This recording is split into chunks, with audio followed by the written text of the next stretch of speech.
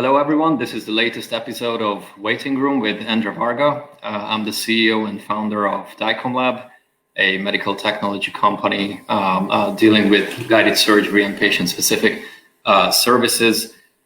We made this series to talk with brilliant minds, with some cool colleagues from all across Europe, to talk a little bit about the current situation, how it affects themselves as dental professionals and as individuals. So my today's guest is Dr. Michael Tang. Hello, Michael. Andre, Hajvaj. Yoel. How are you? Almost Yoel. Almost there. Brilliant. Yeah. How are you? Good actually. So let me introduce you quickly, okay? So Michael is from Glasgow, from the UK. He is a really highly qualified dentist and implantologist. He has an interest in implantology since 2005. He had several courses also in the medical faculty in Boston, Massachusetts, in the USA, and he's also shortlisted as the best young dentist, right, in Scotland. So that was also a big achievement in your early careers. And also why this talk might be interesting for all of you who are watching is because Michael is also an owner and a leader of 6 clinics all across Scotland. So I'm pretty sure that he will have some really interesting thoughts on this current situation to share with us. So thank you very much, Michael, to accept my invitation. And so how are you? What's up in Scotland? Yeah, what's up in Scotland? Not a lot is happening in Scotland. Yeah, I think like most people in Europe, we're in lockdown. So obviously we're trying to keep ourselves entertained and as busy as possible at home. Yeah. And so how did this whole situation, this crisis, changed your practice basically? I'm pretty sure that your clinics are closed, right? So basically you have 2 options, like complete closure or giving emergency services. What are you doing in the clinics? So it's obviously a very uncertain time for most of us. Clinics in Scotland are all closed, and we are, to be honest, we are unsure and it's been uncertain in when we can reopen. It's now been exactly 3 weeks since we've been in lockdown, and actually today we're waiting for the UK government to announce what the next step is, whether we continue lockdown or whatever. But it's a very uncertain time, and naturally we are very concerned for the future of our clinics and our staff. The practices, the clinics are all closed, but we are still responsible to take phone calls. So we're not allowed to see patients in Scotland, but we take phone calls and we give patients advice over the phone on how to manage their dental problems. And if we think there is a need to see a dentist, then we need to refer them to one of the kind of local central hubs where dedicated dentists will be treating them. Okay, so you also faced the challenge probably to support your HelpDesk team basically for home office equipments, right? So you had to change something in your setup to be able to reply these phone calls and to receive the calls of the patients. Or how does it work for you? Yeah, so we have several clinics, but we've had discussions with the different teams on what works best for those specific teams, because the geography is different. You know, in some clinics, all the staff live quite close together, you know, in the same village. In some clinics, they live quite far apart. So they all work slightly differently. So for example, in one particular clinic, we are basically working from home. patients would phone the clinic and they would get the answering machine and they take a note of the phone number to call, and it could be one of the dentists sitting at home. And some clinics, the dentists prefer to take turns to be in the clinic to answer calls. So they don't see patients, but they just simply answer phone calls. And in some other clinics, we have a clinic mobile phone where we basically, at the end of Monday, dentist number 1 would hand the phone over to dentist number 2 for Tuesday, and they would deal with it that way. So we have different protocols for different clinics. Okay. And how many employees do you have altogether in all these clinics? It's just under 100 in terms of dentists, nurses, hygienists. Yeah. Wow. Yeah. Well, that's a lot. And does the government support you, or is there a plan like an emergency package or something to help you to keep your employees, or how is it in the UK? Andre, how long do we have? Because so the headline announcement a few weeks ago was that the government would support 80% of the salary for employees. Okay. But because most of our clinics are a mixture of NHS and private clinics, NHS is our national health system. So most of our clinics work, partly in NHS, partly private. So at the moment, there's a bit of uncertainty as to whether the government would support the employees if the practices or the clinics are working with the NHS. So it's a big grey area. No one knows what's happening and how it operates, but there's a lot of uncertainty with that respect. Yeah.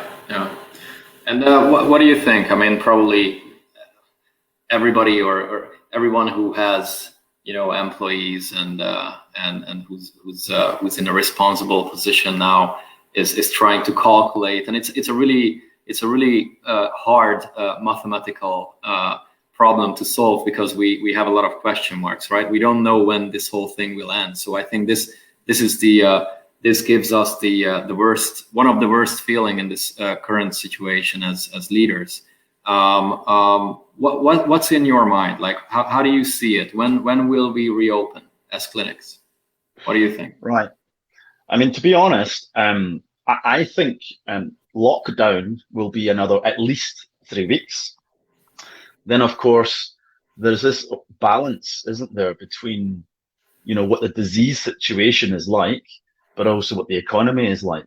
I think, of course, certain businesses will be allowed to open soon, because you see it, I think, in Spain. I think some businesses are open already. But I think dental clinics will be last on the list, because, you can understand we are probably in the high risk category in terms of, we are in close proximity to patients, close proximity to the mouth.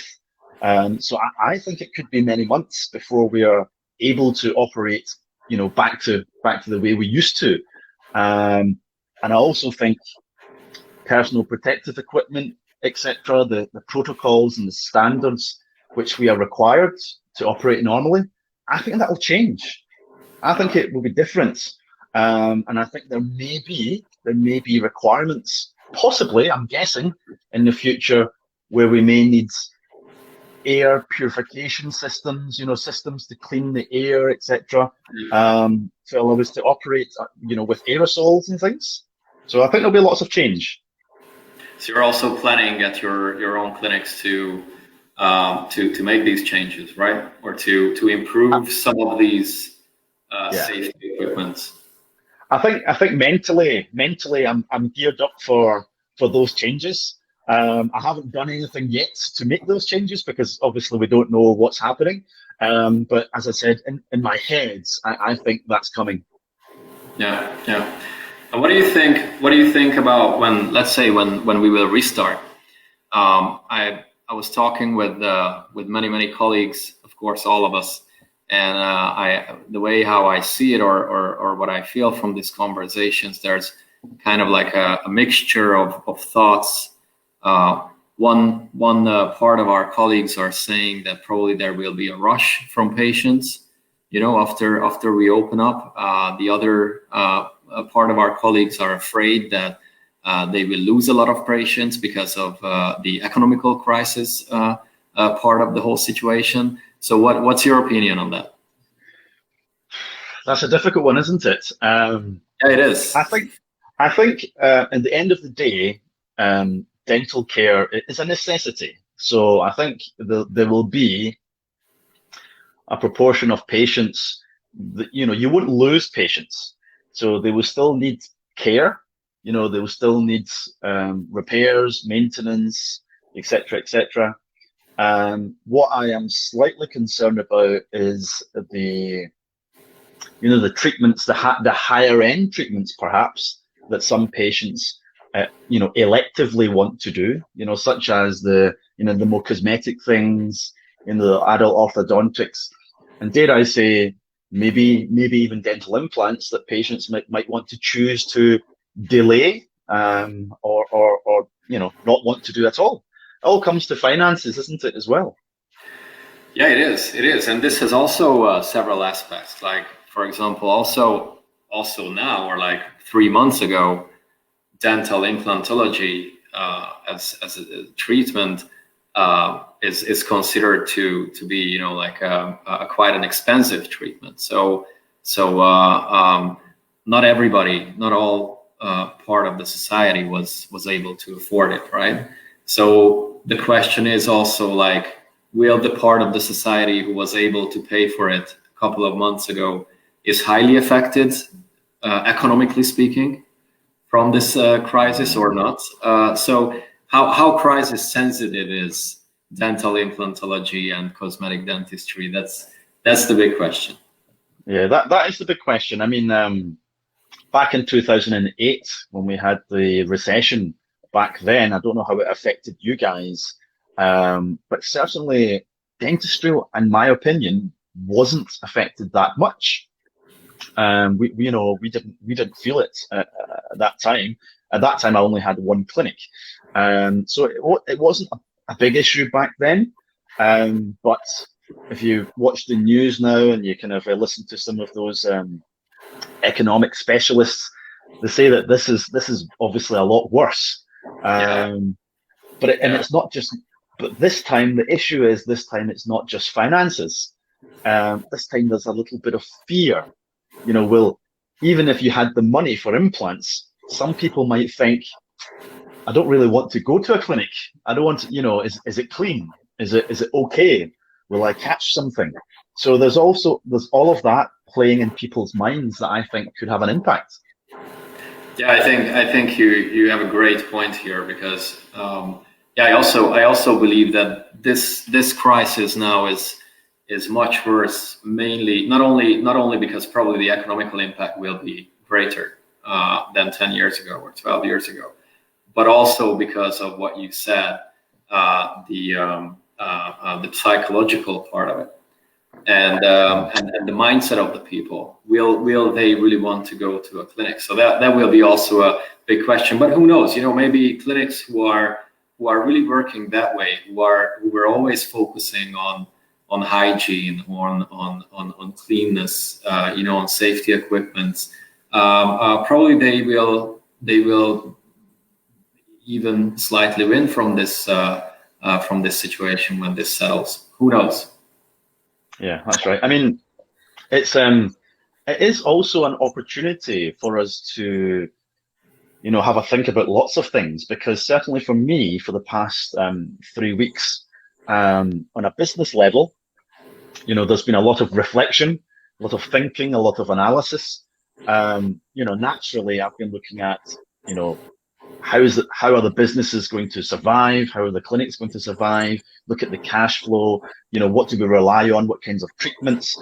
And I mean, luckily we have good cash reserves at every clinic, but it's quite scary that even with good cash reserves, when there's nothing coming in, that cash reserve very quickly dwindles away. So it's nice just to analyze the businesses that way. And I think it's also maybe a good opportunity for, any dentist, but also particularly the clinic owners, to analyze maybe what their strengths and weaknesses are. Because, as you say, in a few weeks or maybe a few months' time, when we're able to open again, there could be a lot of patients waiting for treatment. Some patients maybe we still get emails from patients wanting to start treatment. Can you start orthodontics? Can you start implants? It's almost as if they've not seen the news, but we still have patients who are keen. So there will be some patients ready to have treatment. And when clinics are ready to open again, we've all been closed for several months. Money's drying up. There'll be a lot of competition. And I think it's time just now to plan on how we perhaps could make ourselves better or the best clinic for patients to come. So I think we shouldn't just sit at home doing nothing. I think we should sit at home planning our businesses and making ourselves better in the meantime. Absolutely. Like every crisis is also a restructuring the whole market, right? It gives different orders for competitors, right? So the ones who are sitting at home and not doing anything, who are enjoying the free time, let's say, they will less likely win in the end in this situation. So I absolutely agree with you. We have to plan ahead. We have to think about how to attract patients. We have to think about special offers, communication, and everything to get prepared for this, and maybe even to look for new patients, for patients who are having fear, for patients who are not willing to go back to their previous clinics.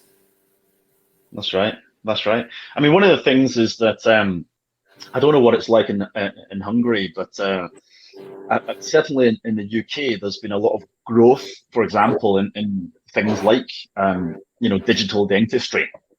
And one of the things that I know my colleagues in other clinics have always been talking about is that, should we get this piece of equipment? Should we get that piece of equipment? And, sometimes, you don't need technology to do good dentistry, but, technology often helps. It often is a marketing device. Some people say, it's just a gimmick, but yeah, everything helps.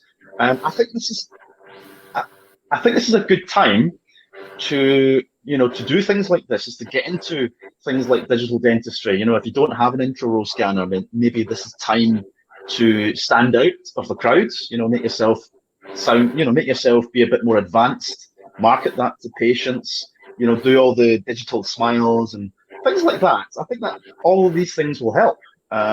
Certainly for my patients, when I talk to them about digital dentistry or doing implants using guides, they're impressed. They are genuinely happy that we are doing everything we possibly can for their best interest. So yeah, I think this is time to educate ourselves and to move forward. And I notice, of course, there's lots of webinars and things like that now that are available during lockdown for us to learn about these things. And also the importance of, for example, reducing the chair time or reducing the number of steps in the workflow, reducing the number of patient visits. These are having more and more importance after this situation, this crisis. So as you said, I think it's the best time to really think about this aspect of digital dentistry and these new technologies as well. So I think that it might give a kick, even though it's economically speaking, it's probably the opposite, right? Like everybody will have less money, to put it in a very simple way. But on the other hand, digital dentistry can really help to overcome this situation in terms of communication, in terms of number of patient visits and so whatsoever. So I completely agree with you. Yeah. But it's difficult. I think it depends on the guidance we receive as well, because I would say probably 2 weeks before the lockdown. We received different guidance from the government, from our health boards, and from the chief dental officer. Different guidance every single day about what we can do and what we can't do. So it was crazy. It was really, really difficult to manage the practices in the clinics. And we almost had to have staff meetings every day to explain, right, we can do this, we can't do that, etc., etc. So I think it depends on when we're able to open again, what treatments are we allowed to do? Because at the moment, I think aerosols are the big concern. Creating mists of water and air, into our rooms. So I don't know what the answer is to that and how we are able to manage that, but we just need to wait for the guidance. Yeah. Like as you said, we have to wait, but we have to use our time while we are waiting. I think the ones who will put some effort in rethinking the way how they are doing dentistry, rethinking how they are leading their clinics, I think those will be the ones who can have some advantage after the situation. Yeah. And what about what's the general feeling in Hungary with the clinics? Is it very, very pessimistic, or how are you guys feeling? Well, look, Hungary is also a special market in terms of dentistry, and especially implantology, because we have a lot of big clinics focusing on dental tourism, right? Yeah. So foreign patients from Western Europe, all across Europe, they are flying in to Budapest. There are clinics who are specialized on this, only treating foreign patients, basically. It's a different mindset. It's a different way of workflow. They are having services with airport shuttle, with hotels, contracts with airlines, with restaurants. So it really hit them hard, right? And these are the biggest clinics. These are the clinics where most of also the suppliers, like implant companies and other suppliers, big dental labs are living from. So those clinics and all their third-party suppliers and all their surroundings, they are hit really, really hard by this. And to my personal thought on this is that probably for them it will be the toughest to stand up, because they also have to rebuild this whole supply chain, right? But they also have to build back the trust, in foreign patients, not only to go to a clinic, but also to travel to a clinic. And that's even an even harder mindset. So I really think that sector is facing deep problems in the near future, and already, of course. And of course, like general dentists, smaller clinics, clinics focusing on local patients, they are facing very similar problems and thoughts. What you also mentioned. So I think the biggest fear or the biggest concern in everybody's head now is that we don't see the red line. We don't know the deadline of this whole thing. You also know where is your red line in your as a business owner, right? You know how much money you have in your bank account in your business, and you know that it will last until next February or next November, and it's coming. Yeah. And this is something very frightening. Yeah, I think you're right. I think to be honest, our main focus, I think, as we're business owners, I know we're doing dentistry, it's healthcare, etc. But in the end of the day, it's a business. And, I think most businesses are focusing on, to be honest, survival. How do we keep going in the meantime? That's the main thing. But from what we talked about earlier on, I think we should have a small section in the back of our heads that we should focus on growth, because there could be opportunities. And once, as you say, once we're open again, how do we push ourselves back up there again as quickly as possible? So yes, let's try and keep going in the meantime, but let's try and maybe do something extra as well to grow the business. Yeah, absolutely. So in our profession, I think economically speaking, there will be winners and losers. We have to face that. But also in the very end, probably patients will win from this situation when we're talking about dentistry, the quality of dentistry is provided to the patients, because it will be better. It has to be better. It has to be safer. It has to be more predictable, because those clinics will survive. I think not only that, I think who knows, customer service might improve as well. Telephone manners, etc., etc. All probably will improve. I mean, I know I will probably focus on that as well. Just to encourage patients to come to me rather than my competition. Yeah, absolutely. Well, it's now we are forced to digitization. Everybody in the world, right? 2 months ago, it was so hard to set up a Skype call. Now, like it's 2 seconds. Everybody's doing it. So this will also change a lot of things, but I think in a positive way. So yeah, let's hope that we will see the end of the light in the end of the tunnel as soon as possible. I'm sure we will. I'm sure we will. And what about free time? Like free time. There's lots of free time. Do you have some hobbies well, do you know what? Yeah, do you know what? Obviously, like yourself, you must have some office work, paperwork, etc., to continue doing. So, I'm the same. And to be honest, prior to all this happening, if you like, business was good. Implant treatments were good.